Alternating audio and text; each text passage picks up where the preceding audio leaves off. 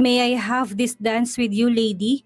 Tumaas ang kilay ni Yvette, nasa harapan na naman niya ang lalaking minsan, ay naitulak niya sa swimming pool dahil sa pangungulit nito. Nasa isang party siya ng mga sandaling iyon. Mukhang hindi sumusuko ang mga ardoles sa pagdalo sa mga okasyong nagdudulot lamang ng kahihiyan sa mga ito. Sinuyod niya ito ng tingin mula ulo hanggang paa. He was wearing a red long sleeve polo. Itong kauna-unahang lalaking nakilala niyang mahilig mag-eksperimento ng iba't ibang kulay ng damit at bumabagi naman ang mga yon dito. And his smile could melt any woman's heart. Pero syempre wala siyang planong ipakita yun dito. Please, dugtong nito na nakalahad ang palad. Hindi siya tuminag at hindi rin sumagot. Iginala niyang paningin sa paligid at nakita niya ang mga taong nakamasid sa kanila. Tila pigil hininga ang mga itong naghihintay sa mangyayari. Ano na naman kayang gagawin niya matapos mapabalitang nangyaring pagtulak niya rito sa swimming pool noon? Isang lalaking pandak ang lumapit sa kanya. Ang pamilyang kinabibilangan nito isa sa mga tinitingala sa lipunan. Hindi na nito kailangang yumuko dahil para na rin ito yung ginawa dahil sa kaliitan nito. Inilahad nitong kamay sa kanya. May I dance with you? Nakangiting sabi nito. Hindi man lang siya nag-isip ni isang segundo. Iniabot niya ang kamay nito taas noong sumama siya rito sa gitna ng dance floor. Mas nanaisin pa niyang makipagsayaw rito kaysa sa isang taong nililibak ng karamihan. Kitang-kita pa niya si Craig, titig na titig sa nakalahad nitong kamay na hindi man lang niya hinawakan. Lahat ng mata ay nakatingin dito. Pangalawang beses yun ay pinahiya niya ito sa harap ng maraming tao at naniniwala siyang hindi na ito magtatangkang lumapit muli sa kanya. Umiiyak pa rin si Yvette habang yakap-yakap ng kanyang mama. Kung hindi pa tumunog ang telepono hindi pa sila maghihiwalay. Para sa mama niya ang tawag kaya nang kausapin itong tumawag ay pumanik na siya sa kanyang kwarto. She was reminiscing again. There were things about Craig that she just couldn't forget. Napaka-slot siya nang tumunog muli ang telepono.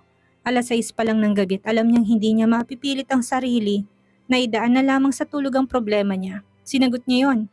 It was long before the caller spoke. Yvette, her heart jumped. Si Craig ang nasa kabilang linya. Matagal din bago siya nakasagot. Gusto sana niyang kamustahin ito, ngunit ibang lumabas sa kanyang bibig. What do you want? Why did you leave? Tanong nitong nasa himig ng pag-aalala. Hindi niya alam kung totoo yung feeling lang niya. And what do you want me to do? Ipinaramdam niyang kanyang galit ang manatili dyan at bantayang kandalo ni Alana, which is so improper for me to do. Kung ano-ano na nga ang sinasabi sa akin ng girlfriend mo. Ako ang asawa mo pero parang mas may karapatan siya sa'yo. Wife, ulit nito. Kailan mo pa natanggap ang bagay na yan? Hindi ba dati ay ayaw na ayaw mong binabanggit ang salitang asawa? O mag-asawa? Dahil para sa'yo sa papel lang naman tayo ikinasal. Hanggang doon lang yon, hindi siya nakakibo.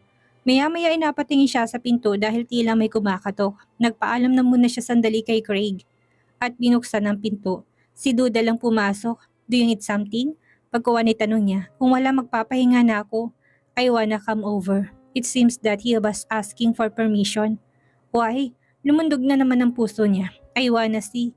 Siya ba ang gusto nitong makita? Doodle. Nadismaya siya sa narinig. Si Doodle lang palang gusto nitong makita. Nahiga sa tabi niya ang aso, niyakap niya to. Doodle is sleeping, pagsisinungaling niya, subalit parang nakaunawang kumahol bigla si Doodle. Really? Hindi kumbinsidong tanong ni Craig. So who bark? Me, wala sa loob na sagot niya. Tumawa to. Kailan pa naging funny ang misis ko? Misis ko? Parang musika yun sa kanyang pandinig. Kinikilig siya at nag-uumapaw ang kaligayahan sa kanyang puso. Ngunit hindi niya pwedeng ipahalata dito. At kailan mo pa natanggap yan sa sarili mo? Tanong naman niya. You hate calling me wife, remember? Hindi rin to kaagad nakasagot.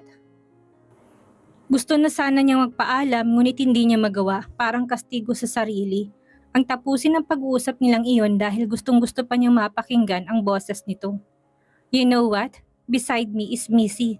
Pagkuha ni sabi nito, oo nga pala, naiwan niya si Missy rito. She's looking at me intently na para bang may malaki akong pagkakautang sa kanya. Tumawa to, parang hindi na nito maalalang nangyari kanina.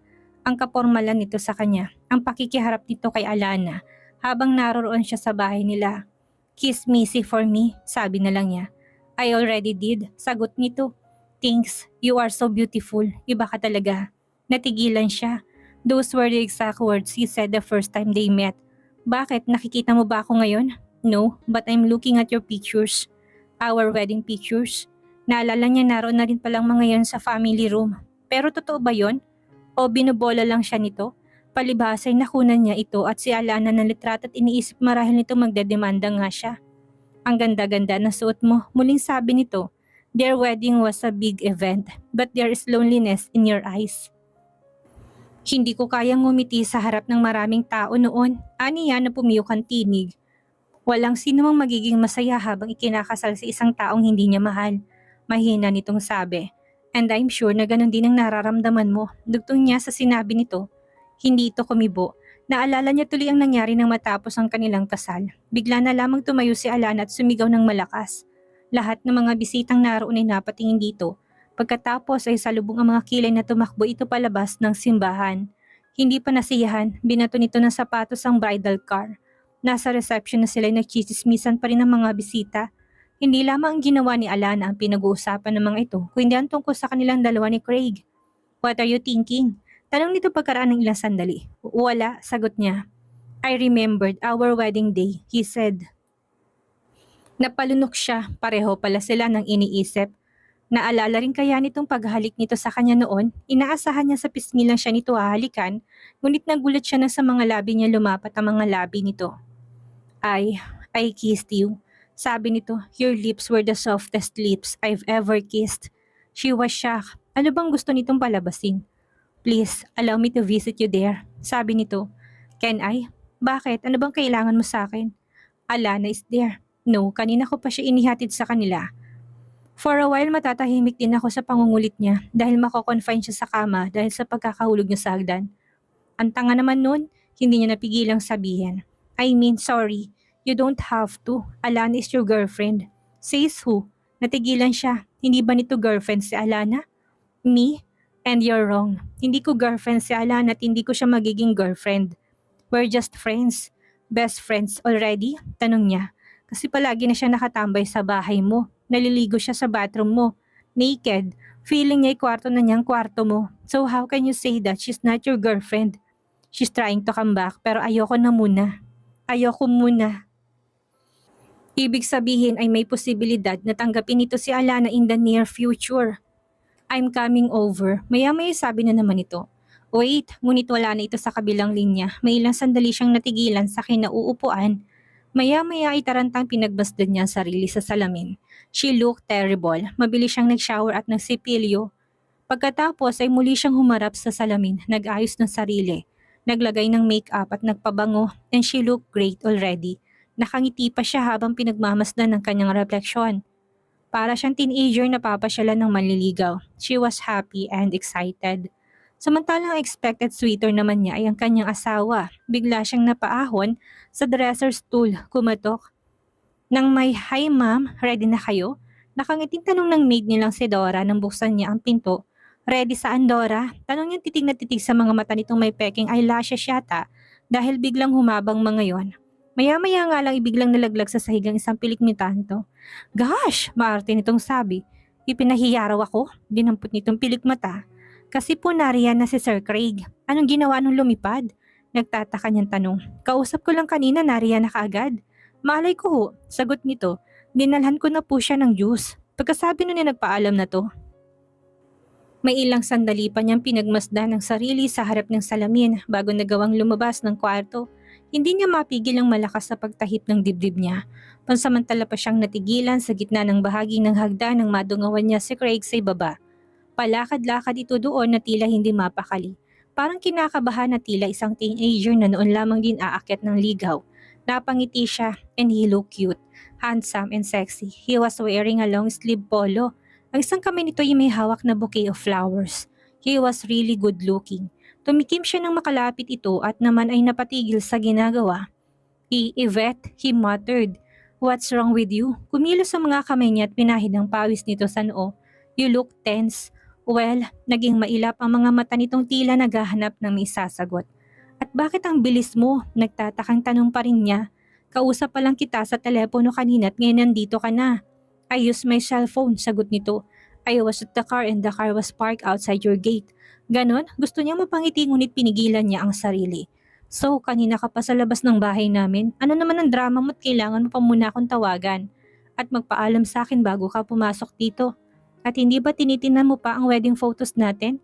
At sabi mo pa'y katabi mo si Missy. Kasama ko si Missy. Sagot nito tinurong pusa sa pasyo. At may dala rin akong wedding photos natin na iniwan ko lang sa kotse. Saglit na naman siyang natigilan. Ano kayang gimmick ng lalaking to? Bakit ka tense pagkuha ni tanong niya? Ano bang problema mo? I thought galit ka sa akin. Guilty ka kasi dahil hindi ka pa naman tayo legal na hiwalay ay nang bababae ka na. Pagbibigay kahulugan niya sa sinabi nito. Alam mo, okay lang naman yun sa akin eh. Ang ayoko lang ay yung pinagtataksilan mo ko ng harap-harapan. Nagsiselos ka?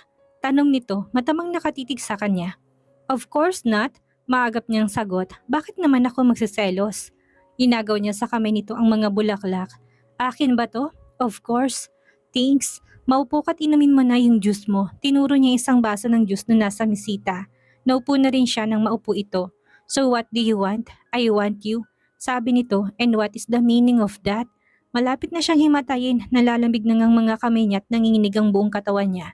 Hindi ito sumagot, basta na lamang tong lumapit. Sa tabi niya, kinabig siya at tinalikan sa mga labi. Napamulagat si Yvette habang patuloy siyang hinahalikan ni Craig. Parang sabik na naman ito, pero nangako siya sa sariling hindi na muling magpapadala sa ganoong bagay. Itinulak niya ito. Sorry, Anito, namumula ang muka, na tila hiyang-hiya. You don't have to. Asawa mo pa rin naman ako. Funny, bahagya itong tumawa. Kung kailan hiwalay na tayo saka pa kita nagawang halikan. Nag-init ang kanyang mukha, tama ito. Kung kailan sila nagkahiwalay saka pa nagsulputan ng mga strangherong bagay na nagagawa nila. Can I sleep here? Maya-maya ay tanong nito, ha? Bakit? Sino bang maingay sa bahay para gayahin itong gimmick niyang pagtakas sa kanilang bahay? Dahil sa maingay niyang magulang. I mean, napatampal tuloy sa noo. Forget it, pagkuha na ibawi nito. I didn't know why I said that. Really? Kumain ka na? May pag-alala niyang tanong. Tumingin ito sa kanya, hindi pa, sagot nito. Pero kakain ako kapag sinabayan mo ko. Can I invite you out to dinner? Ang dami mo pang sinasabi, gusto mo lang palang kumain. Natatawang sabi niya, ayoko nga, sasama lang ako kapag pinilit mo ko. Nagkangitian sila. First date, nakangiting saad ni Craig na kumakain na sila sa restaurant na pinagdalhan nito kay Yvette. Dim ang ilaw doon, may tumutugtog sa piano at tahimik. Right, sang-ayon niya. Our very first date, ni minsan nung magkasama pa sila, hindi sila kumain sa labas na silang dalawa lang.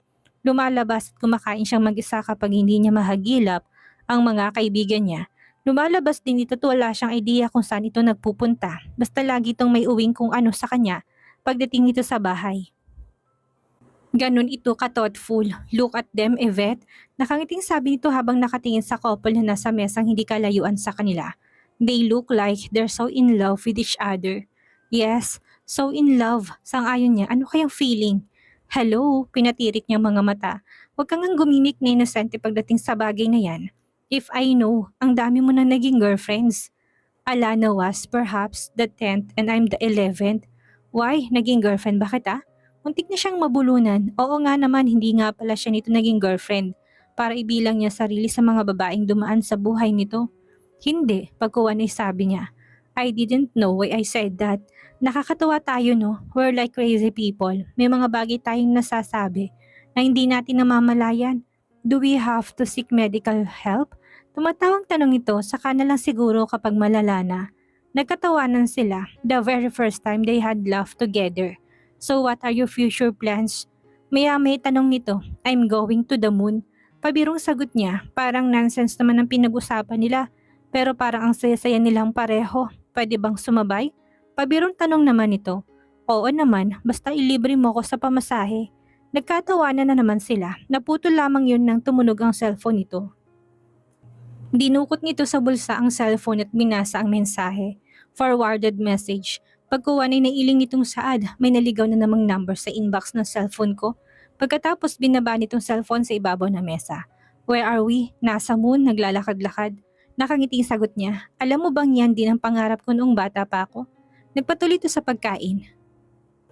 Curious ako masyado sa buwan. I even wish to have wings so I could reach the moon. Talaga? Naudlot na naman ang pag-uusap nila nang may lumapit na violinist sa mesa nila. Do you want me to play your song? Tanong na ka-Amerikanang musikerong kaidadyata ng papa niya. Yes, please, sagot ni Craig na nakatingin sa kanya. May song ba tayo, Anya? Wala naman na. Kahit ano na lang, tumugtog ang musikero. Einstein melody pa. Napangiti siya ngunit biglang sumeryoso si Craig. Titig na titig ito sa kanyang mukha at hindi niya may paliwanag ang ibig sabihin ng tinging iyon. Parang itong maraming nais ay pahiwatig sa kanya. You are so beautiful, marahang sabi nito.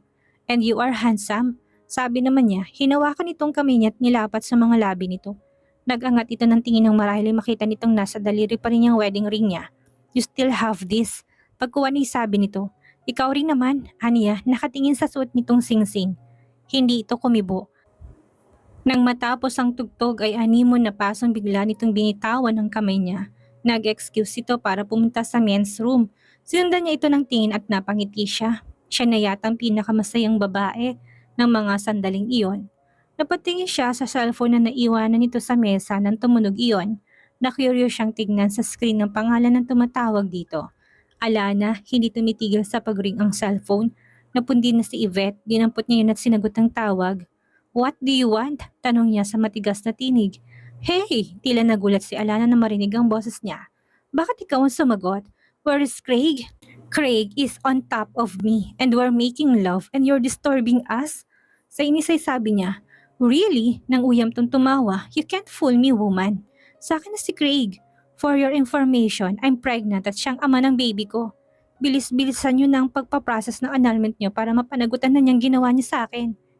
Pakiramdam niya nagkaroon ng malaking biki sa kanyang lalamunan at hindi siya makapagsalita. Parang bombang sumabog sa pandinig niyang mga sinabi nito. Hindi imposible yon dahil minsan na niya itong naratnang naliligo ng hubot-hubad sa bathroom ni Craig.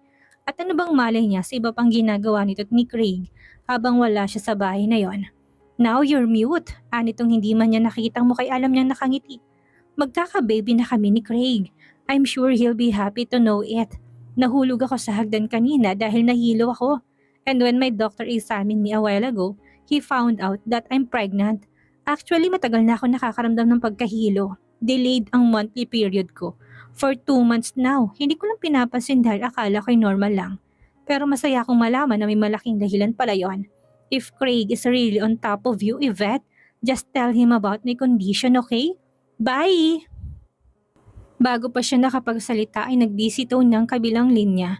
Nanginginig ang mga kamay na ibinalik niya ang phone sa pinag-iwanan ni Craig doon. Pagkatapos pinagsalikop niyang mga kamay upang mawalang kanyang panginginig. Para siyang hihimatayin. Hindi kayang tanggapin ng utak niyang mga sinabi ni Alana. Where are we? Tanong ni Craig pagbalik nito sa upuan. Hindi siya makasagot. Hindi niya alam kung nahalata nitong panginginig ng kanyang mga labi. Kung wala lang siguro siyang lipstick baka nakita na nitong pamumutla niya. Are you okay? Muling tanong nito. You seem tense. Uminom siya ng tubig. Dire-diretso kaya halos maubos niyang laman noon. Pagkatapos dinampot niyang bag at halos takbuhin ng exit ng restaurant. Yvette, tila walang narinig na tuloy-tuloy siyang umalis. Alam niyang hindi kaagad makakalis ng restaurant si Craig. Dahil kailangan pa nitong bayaran ng kinain nila. Wala siyang dalang kotse dahil sasakyan itong ginamit nila. Minabuti niya mag-taxi nilang pauwi. Tumuloy agad si Yvette sa kwarto niya na makarating siya sa bahay nila. Umiyak siya ng umiyak habang nakasubsob ang mukha sa unan. Basang-basa na ng luhang unan ng iwan niya yun upang buksan ng kumakatok sa pinto. Yvette, iha, nasa ibaba si Craig. Anang mama niya. Tell him I'm sleeping already, mama, mahinang sabi niya. Is there something wrong? Basta mama, Anya, gusto ko nang magpahinga. Just tell him to go home. Okay, nagtataka man ito manguna lang ito. Pagkuha ni bumaba na ito, nang makalis ito'y nilak niyang pinto.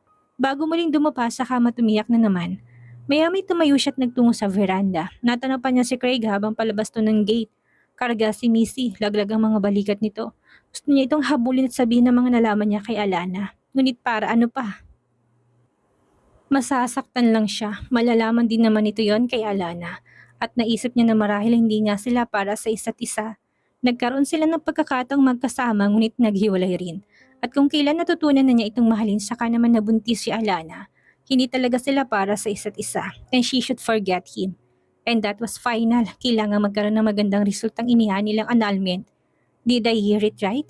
Napahon mula sa upuan si Marlo pagkatapos ay walang pakialam na lumuhod sa harap ni Yvette at hinawakan ng kanyang kamay. "You're accepting my help?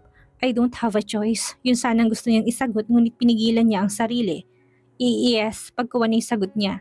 Ilang araw nang makalipas simula na mag-date sila ni Craig, magmula doon hindi na ito muli nagpakita sa kanya. Marahil ay nasabi na rin dito ni Alanan tungkol sa kalagayan nito. "I'm happy to hear that."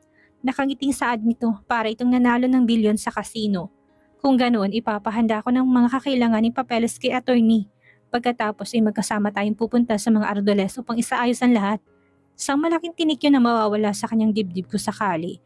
Ngunit hindi niya magawang magbunyi. There was this killing sadness inside her. At hindi niya alam kung makakabangon siya sa kalungkutang iyon.